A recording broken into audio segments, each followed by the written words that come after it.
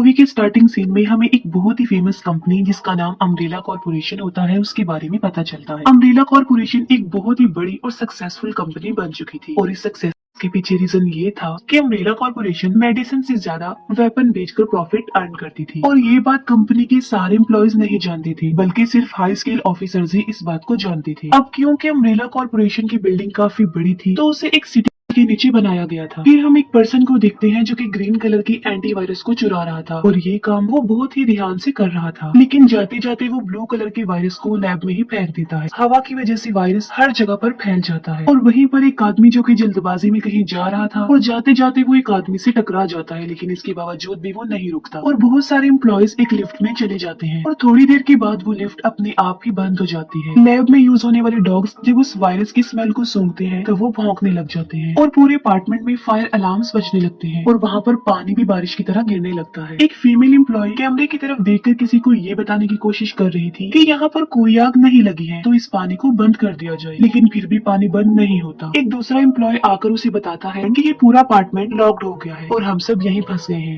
आहिस्ता आहिस्ता यहाँ पानी जमा होने लगेगा और वो सब मारे जाएंगे। अब जो एम्प्लॉयज लिफ्ट में फंस गए थे वो लिफ्ट से बाहर आने की कोशिश करते हैं और एक लड़की जो सबसे पहले लिफ्ट से बाहर आना चाहती थी वो बाहर आने की कोशिश में ही मारी जाती है। फिर हम एक लड़की को देखते हैं जिसका नाम एलिस होता है। वो आंखें खोलती है लेकिन उसे ये याद नहीं आ रहा होता कि वो यहाँ पर कैसे आई और वो किस जगह पर है। असल में उसकी मेमोरी लॉस्ट हो गई थी जिसकी वजह से उसे कुछ भी याद नहीं आ रहा था। एलिस बाहर आती है और एक लॉकर में उसे गन दिखाई देती है और वो रूम से बाहर आकर टेबल पर रखी हुई एक पिक्चर को देखती है और वो पिक्चर उसकी और उसके हस्बैंड की शादी की पिक्चर थी और यहाँ पर उसे ये भी याद नहीं आ रहा होता कि उसकी शादी कब हो गई। एलिस उस जगह पर कुछ अजीब फील करती है और तभी एक आदमी वहाँ पर आता है जिसका नाम मैट होता है। वो एलिस को कहता है कि मैं तुम्हारी हेल्प करने यहाँ पर आया हूँ और इतनी ही देर में कुछ सोल्जर्स भी वहाँ पर आ जाते हैं और वो इन दोनों को पकड़ लेते हैं। सब सोल्जर्स एलिस और मैट को लेकर अम्ब्रेला कॉर्पोरेशन की ट्रेन में चढ़ जाते हैं और वहाँ पर उन्हें एक और आदमी मिलता है जो कि भी खुश होता है और उस आदमी का नाम स्पेंस था और इस आदमी को भी कुछ याद नहीं आ रहा होता जैसे एलिस को कुछ भी याद नहीं आ रहा था। स्पेंस वही इंसान है जो एलिस के साथ उसकी वेडिंग पिक्चर में था, यानी उसका हस्बैंड। स्पेंस को देखकर एलिस को कुछ विजन्स आते हैं और उन विजन्स में वो अपनी वेडिंग मेमोरीज को देखती है। वो लोग ट्रेन के जरिए काफी आगे आ चुके थे। एलिस सीनियर सोल्जर को गन पॉइंट करके पूछती है कि यहाँ पर क्या चल रहा है। वो एलिस को कहते हैं कि तुम्हारी कोई शादी नहीं हुई बल्कि वो फेक था और शादी का सारा ड्रामा उन्होंने इसलिए क्रिएट किया था ताकि वो उस जगह पर जा सके जहाँ पर वो अभी जा रहे हैं। वो एलिस को ये भी बताते हैं कि जिस घर से हमने तुम्हें पकड़ा है उसी रास्ते के जरिए हम उस सिटी के नीचे बनाए गए बहुत बड़ी अम्ब्रेला कॉर्पोरेशन कंपनी की लैब में जा रहे हैं, क्योंकि अम्ब्रेला कॉर्पोरेशन को चलाने वाली डेंजरस और पावरफुल कंप्यूटर जिसका नाम रेड क्वीन है उसने अपने सारे एम्प्लॉयज को मार डाला है। यानी जो लोग अपार्टमेंट में बंद हो गए थे यहाँ पर उन्हीं एम्प्लॉयज की बात हो रही थी। वो लोग एक अजीब सी जगह पर पहुंच जाते हैं और सीनियर सोल्जर अपने बाकी सोल्जर्स को कहता है कि इस पूरी जगह को अच्छे से एक्सप्लोर करो। अम्ब्रेला कॉर्पोरेशन का पावरफुल और डेंजरस कंप्यूटर यानी रेड क्वीन उन सबको देख रही थी और उसे उनके यहाँ आने का मकसद भी पता था। उन लोगों के साथ एक हैकिंग ऑफिसर भी होता है जो अपनी हैकिंग को यूज करके एक रास्ते को ओपन करता है और कुछ ऑफिसर उसके अंदर जाते हैं, लेकिन तभी उस जगह का डोर अपने आप ही बंद हो जाता है। तभी वो हैकिंग ऑफिसर बताता है कि ये दरवाजा रेड क्वीन ने बंद कर दिया है। तभी उस जगह जहाँ पर वो ऑफिसर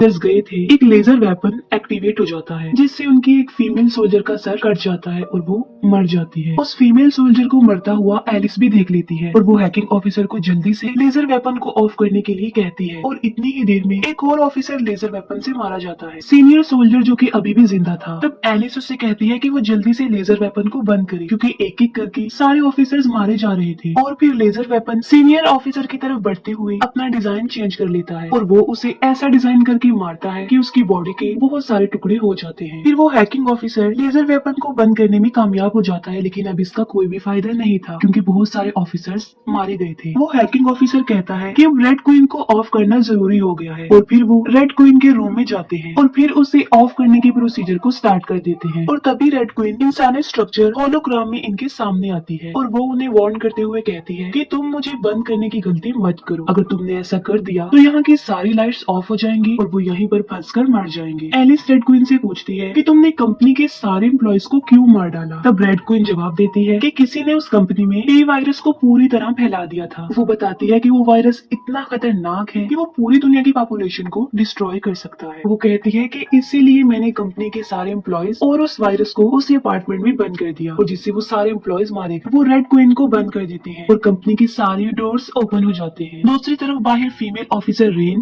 मैट और एक और पुलिस ऑफिसर उन लोगों का वेट कर रहे थे और तभी उन्हें कुछ आवाजें सुनाई देती हैं और उन आवाजों को चेक करने के लिए ऑफिसर रेन जाती है। उसे वहाँ पर कंपनी की एक एम्प्लॉय मिलती है जो डोर ओपन होने की वजह से बाहर आ गई, लेकिन अब वो एक ज़ॉम्बी बन गई थी और ये सब कुछ उस वायरस की वजह से ही हुआ था। लेकिन रेन को नहीं पता था कि वो एक ज़ॉम्बी बन चुकी है और वो उसके हाथ पर बाइट कर लेती है। रेन हेल्प के लिए दूसरे ऑफिसर को बुलाती है, जिस पर वो ऑफिसर उस ज़ॉम्बी लड़के को आगे ना आते हुए वार्न करता है और रुकने के लिए कहता है, लेकिन वो नहीं रुकती और आगे बढ़ने लगती है और इसीलिए रेन उसे शूट करके मार डालती है। इतनी ही देर में एलिस और वो हैकिंग ऑफिसर भी वहाँ पर आ जाते हैं और रेन उनसे पूछती है कि हमारे बाकी टीम मेंबर्स कहाँ पर हैं, जिस पर वो हैकिंग ऑफिसर बताता है कि हमारे सारे सोल्जर्स लेजर वेपन से मारे गए हैं। ये लोग आगे बढ़ने लगते हैं, तब एक चारों तरफ से ज़ॉम्बीज एम्प्लॉय इन्हें घेर लेते हैं और तब ये लोग खुद को सेव करने के लिए उनका मुकाबला करते हुए उन्हें मारने लगते हैं। लेकिन अजीब बात ये थी कि वो ज़ॉम्बीज नहीं मर रहे थे। इन लोगों को ज़ॉम्बीज के ना मरने की वजह समझ में नहीं आ रही थी। ये लोग वहाँ पर ब्लास्ट करते हैं और उन ज़ॉम्बीज को डिस्ट्रैक्ट कर देते हैं और वहाँ से भागने की कोशिश करते हैं और तभी उनके एक ऑफिसर को ज़ॉम्बीज पकड़ लेते हैं। बाकी लोग खुद को सेव करके वहाँ से निकलने की कोशिश करते हैं। एलिस जो कि उन लोगों से सेपरेट होकर बाहर निकलने का रास्ता ढूंढ रही होती है और तभी उसके सामने एक ज़ॉम्बी डॉग आ जाता है। तब एलिस डोर की दूसरी साइड पर जाकर डोर को बंद कर लेती है और वहाँ पर भी एक ज़ॉम्बी होता है और एलिस खुद को सेव करने के लिए उससे फाइट करती है और अपनी फाइटिंग स्किल से उसे मार डालती है। एलिस को यहाँ पर याद नहीं आ रहा था कि वो इतनी पावरफुल कैसे हो गई है और ये उसके लिए कोई बड़ी बात नहीं थी, क्योंकि वो ये भूल चुकी थी कि वो अम्ब्रेला कॉर्पोरेशन की सिक्योरिटी ऑफिसर थी। एलिस उस ज़ॉम्बी की गन ले लेती है और उन सारे डॉग्स को शूट कर देती है। मैट वहाँ पर कुछ ढूंढ रहा होता है और तभी वहाँ पर एक ज़ॉम्बी लड़की आ जाती है और वो ज़ॉम्बी लड़की असल में मैट की सिस्टर थी। अब उसकी सिस्टर तो ज़ॉम्बी बन गई थी तो वो उस पर अटैक कर देती है। तो बिल्कुल ठीक वक्त पर एलिस आकर उसकी जान बचा लेती है। मैट एलिस को बताता है कि ये मेरी सिस्टर थी और वो दोनों मिलकर अम्ब्रेला कॉर्पोरेशन के गैर कानूनी काम के खिलाफ एविडेंस कलेक्ट कर रही थी ताकि वो अम्ब्रेला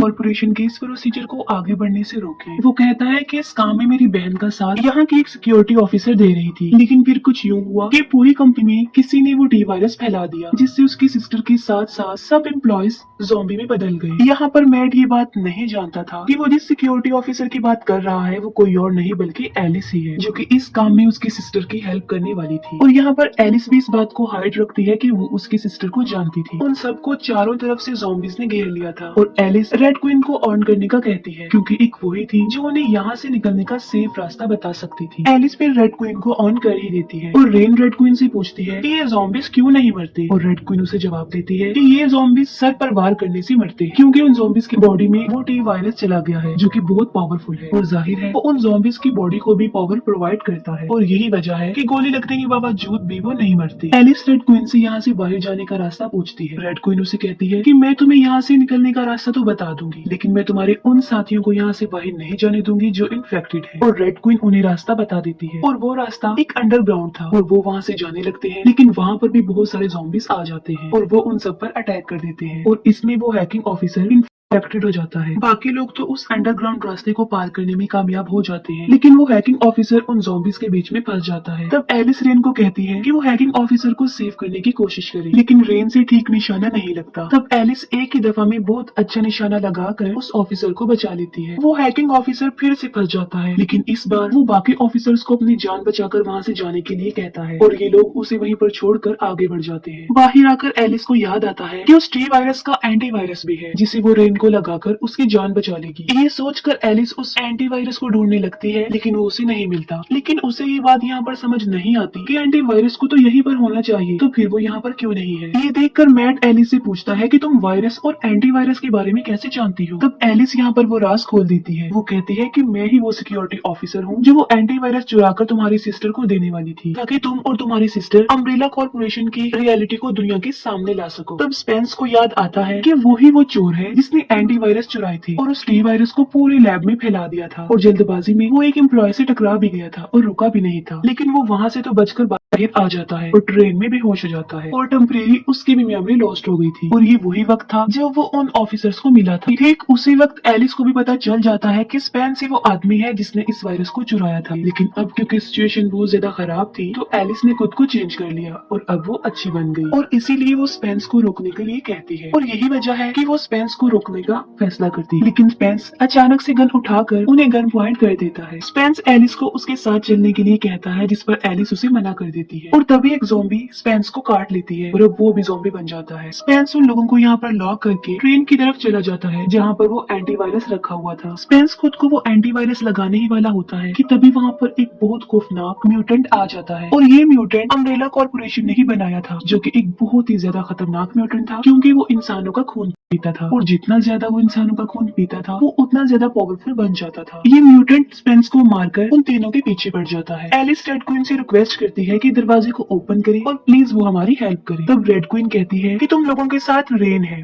जो कि इन्फेक्टेड है, अगर तुम उसे मार देते हो तो मैं तुम्हें यहाँ से बाहर निकाल दूंगी। लेकिन एलिस रेड क्वीन की बात नहीं मानती और फिर से रेड क्वीन ऑफ हो जाती है और इस बार उसे ऑफ किया था उसी हैकिंग ऑफिसर ने जो किसी तरह जिंदा बच गया था। वो उन्हें किसी तरह वहाँ से निकालता है और वो लोग ट्रेन में बैठकर वहाँ से चले जाते हैं और इनके पीछे पीछे वो क्रिएचर भी आ जाता है। एलिस रेन और हैकिंग ऑफिसर को वो एंटीवायरस लगाती है, लेकिन तभी रेन जो कि ज़ॉम्बी बनने लगी थी क्योंकि इससे पहले कि वो एंटीवायरस उस पर असर करता वो पूरी तरह ज़ॉम्बी बन चुकी थी। ज़ॉम्बी रेन मैट पर अटैक कर देती है लेकिन मैट उसके सर पर गोली मारकर उसे जान से मार डालता है और तभी वो म्यूटेंट भी ट्रेन के नीचे आकर मर जाता है। ये दोनों बिल्कुल ठीक टाइम पर सेफली बाहर आ जाते हैं और बाहर आते ही कुछ लोग एलिस को पकड़ लेते हैं और मैट को अपने नए एक्सपेरिमेंट के लिए ले जाते हैं। एलिस की जब आंख खुलती है तो वो देखती है कि वो स्ट्रेचर के साथ बंधी हुई है और वो किसी तरह खुद को स्ट्रेचर से आजाद करती है और वो उस जगह से बाहर आती है तो देखती है कि पूरा सिटी डिस्ट्रॉय हो चुका है। यानी इसका मतलब ये था कि वो टी वायरस अब पूरे शहर में फैल चुका था।